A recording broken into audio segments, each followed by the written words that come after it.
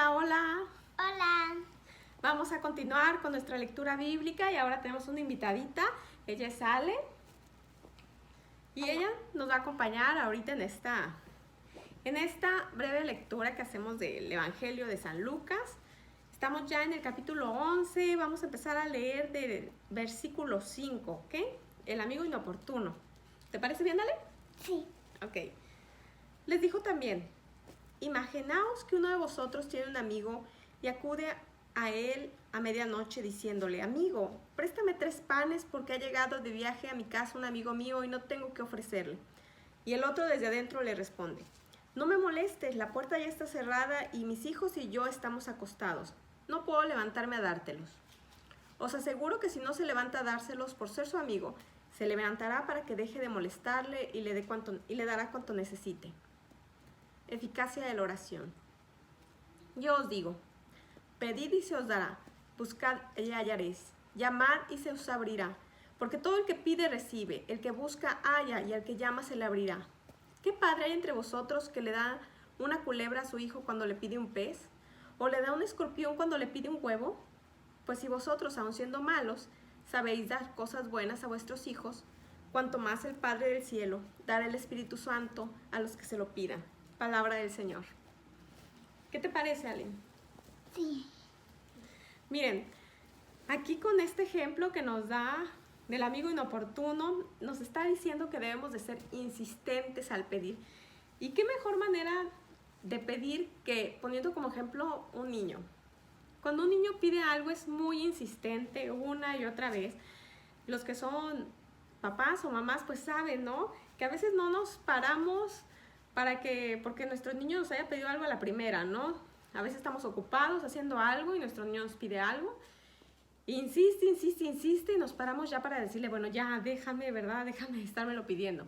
¿A ti cuando tú le pides algo a tu papá o a tu mamá te lo dan? ¿Cuando insistes? Sí. ¿Sí? Bueno, pues así debemos de ser nosotros también cuando pidamos. Recuerdan que acabamos de ver que Jesús nos enseñó al Padre Nuestro como una oración perfecta para dirigirnos al Padre. Pues aquí nos va más allá y nos dice: pidan y se les dará, toquen y se les abrirá. Y aparte de eso termina con un regalazo. Nos dice, además de que el Padre siempre nos va a dar algo bueno, siempre nos va a dar cosas buenas, nunca nos va a dar algo que nos haga daño. También nos dice que debemos de pedir el Espíritu Santo, porque teniendo el Espíritu Santo tenemos todo. El mayor tesoro que podemos desear es tener el Espíritu Santo. Continuamos. Jesús y Belcebú. Estaba Jesús expulsando un demonio que era mudo, y apenas salió el demonio, rompió a hablar el mudo. La gente quedó admirada, aunque algunos de ellos comentaban: este expulsa a los demonios por Belcebú, príncipe de los demonios. Otros, para ponerlo a prueba, le pedían un signo del cielo. Pero él, adivinando sus intenciones, les dijo: todo reino dividido contra sí mismo queda asolado, y una casa se desplomará sobre la otra. Entonces, si también Satanás está dividido contra sí mismo, ¿cómo podrá subsistir su reino? ¿Por qué decís que yo expulso los demonios por Belcebú? Si yo expulso los demonios por Belcebú, ¿por quién los expulsan vuestros hijos? Por eso ellos serán vuestros jueces. Pero si yo expulso los demonios por el dedo de Dios, señal de que ha llegado a vosotros el reino de Dios. Cuando uno fuerte y bien armado custodia su palacio, sus bienes están seguros. Pero si llega uno más fuerte que él y le vence, y le quita las armas en las que estaba confiado y reparte sus despojos. El que no está conmigo está contra mí, y el que no recoge conmigo desparrama. Estrategia de Satanás. Cuando el espíritu inmundo sale de una persona, anda vagando por lugares áridos en busca de reposo. Pero al no encontrarlo piensa: me volveré a mi casa de donde salí. Pero resulta que al llegar la encuentra barrida y en orden. Entonces va y toma otras 7 espíritus peores que él. Entran y se instalan ahí. Y al final de aquella persona viene a ser peor que el principio. Palabra del Señor. Aquí vemos cómo entre la gente que escuchaba a Jesús, entre esos judíos, había quienes desconfiaban de él. Ya hemos visto que los más preparados, los más cercanos a la palabra, eran los más rigurosos, los más escépticos. Y dudaban de los exorcismos que hacía nuestro Señor. Entonces, pues Él les pone este ejemplo, ¿no? Él viene con el poder de Dios a expulsar al príncipe de este mundo, el que en ese entonces tenía el poder, ¿verdad? ¿De qué otra manera podría hacerlo? Si el mismo Satanás estuviera dividido contra sí mismo, dice, ¿qué poder tendría, verdad? Su reino se vendría abajo. Y les da esta última frase: el que no está conmigo está contra mí. Qué fuerte, ¿verdad? Pero si nosotros no entregamos nuestra vida a Dios, si no buscamos tener una concordancia de nuestra fe con nuestros actos, realmente no estamos haciendo nuestra labor. Nos convertimos en un católico de mentiritas, no sé, nos convertimos en una caricatura de lo que deberíamos de ser.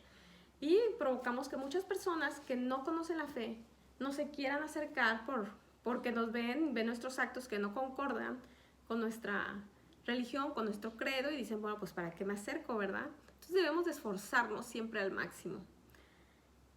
Vemos que la estrategia de Satanás, aquí hay algo muy importante, porque a veces hacemos cambios a medias. Dejamos un vicio o algo que nos tiene fuertemente atados a un pecado. Hacemos un cambio, pero no realmente de corazón. Entonces, cuando no tenemos en el centro de nuestras vidas a Dios, nos exponemos a que el mal llegue con más fuerza. Aquí habla directamente de una posesión.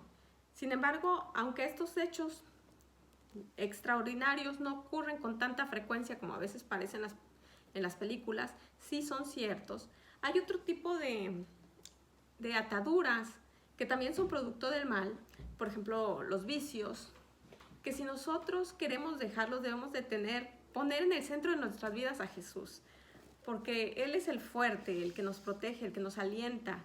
Si no lo tenemos Él viviendo en nuestro templo, que es nuestro cuerpo, en nuestro corazón, es muy fácil que después caigamos nuevamente en los vicios que teníamos antes y tal vez aún peores.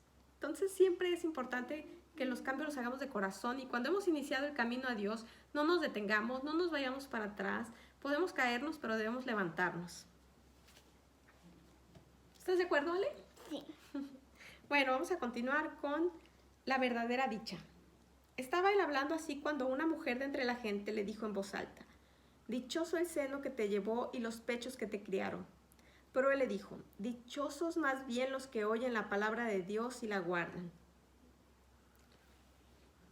El signo de Jonás. Comenzó a decir a la gente reunida junto a él: esta generación es una generación malvada. Pide un signo, pero no se le dará otro signo que el de Jonás. Porque así como Jonás fue signo para la gente de Nínive, así lo será el Hijo del Hombre para esta generación. La reina del mediodía se levantará en el juicio con la gente de esta generación y la condenará, porque ella vino de los confines de la tierra a oír la sabiduría de Salomón. Y aquí hay algo más que Salomón. La gente de Nínive se levantará en el juicio con esta generación y la condenará, porque al menos ellos se convirtieron por la predicación de Jonás. Y aquí hay algo más que Jonás. Palabra del Señor. Vemos aquí la verdadera dicha. Cuando hacen un halago a la Virgen María, que estaba escuchando, que llegó a escuchar la predicación de su Hijo Jesús, vemos que dice: dichoso el seno que te llevó y los pechos que te criaron. Y Jesús responde: dichosos más bien los que oyen la palabra de Dios y la guardan. Con esto vemos un doble halago a la Virgen María, porque ella, además de ser dichosa por haber sido y por ser la madre de Jesús, Dios y hombre verdadero, es más dichosa por haber escuchado y obedecido la palabra de Dios. Por eso, desde el primer instante de la vida de Jesús en su vientre, cuando ella dice sí a Dios Padre, ella está manifestando la plenitud de la gracia. Todas esas virtudes que hicieron que el Padre se acercara a esa criatura para darle la mayor honra que puede existir en el universo, que fuera la madre de Dios Hijo, es por eso, por precisamente saber escuchar y obedecer la palabra de Dios. Y sobre el signo de Jonás, pues yo creo que tenemos que comentar el hecho de que ahorita que tenemos tantas herramientas, ahorita que podemos ver la historia del pasado, el Antiguo Testamento que hablan de la promesa que se habría de realizar con Jesús, que leemos los evangelios, que es su vida, el testimonio de los hechos de los apóstoles, que es la gente, los primeros cristianos que murieron por su fe, que murieron por Cristo con todo en contra, con un imperio que en ese entonces Roma era considerada la capital del mundo, el imperio más poderoso, en contra. Logran sobrevivir 300 años de masacre de cristianos, en el que se tenían que esconder en catacumbas para celebrar lo que era la liturgia, la Eucaristía, y a pesar de eso seguían multiplicándose los milagros y los cristianos, hasta que se da la conversión del emperador Constantino y se viene toda la historia de la expansión de la iglesia. Entonces cuando vemos todas esas cosas y aún así muchas veces no queremos creer. En ese entonces Jesús les dice a ellos que le pedían más pruebas, más milagros, después de todos los que hacía, de todas las sanaciones, de que resucitó muertos, todavía le pedían más cosas. Y él les dice que entonces para el juicio para esas personas iba a ser por parte de la reina de Saba, que había escuchado que había un rey muy sabio y había viajado muchísimo para ir a verlo, a Salomón. Y el pueblo de Nínive, que era un pueblo pecador, y cuando llega un extranjero a gritar en las calles que Dios los va a destruir porque son muy pecadores, se convierten y hacen penitencia. Entonces él les dice, ¿cómo aquí hay alguien más que Salomón? Hay alguien más que Jonás, que fue a predicar la destrucción de esa ciudad, y no se convierten. Es que son muy duros. Así que ahorita, ¿qué nos diría Jesús a nosotros? Después de todo lo que hemos visto, de la maravillosa historia que tenemos de nuestro Señor, de nuestra salvación, y que aún pedimos pruebas, o que aún confundimos las creencias y revolvemos de aquí o allá, y es que yo soy católica pero creo en la reencarnación, es que yo sí soy católica pero es que me gusta que me lean las cartas, y es que, o sea, no, hay que conocer nuestra fe, y miren, aquí está todo el compendio de nuestra fe. Si queremos realmente caminar hacia la verdad, que es Cristo, tenemos que conocer la Biblia. Ojalá que ustedes en sus hogares empiecen a leerla cotidianamente. Hay un programa que pueden encontrar en YouTube que es La Biblia en 365 días, y van a ir leyendo diferentes pasajes del Antiguo y del Nuevo Testamento, y en un año la terminan, ¿eh? Espero que realmente se animen a hacerlo y que sigan viendo estas pequeñas cápsulas donde comentamos la Biblia, platicamos y vamos enamorándonos más de la palabra de Dios. ¿Te parece, Ale? Sí. Bueno, pues gracias por haber visto este video. Espero que les haya gustado.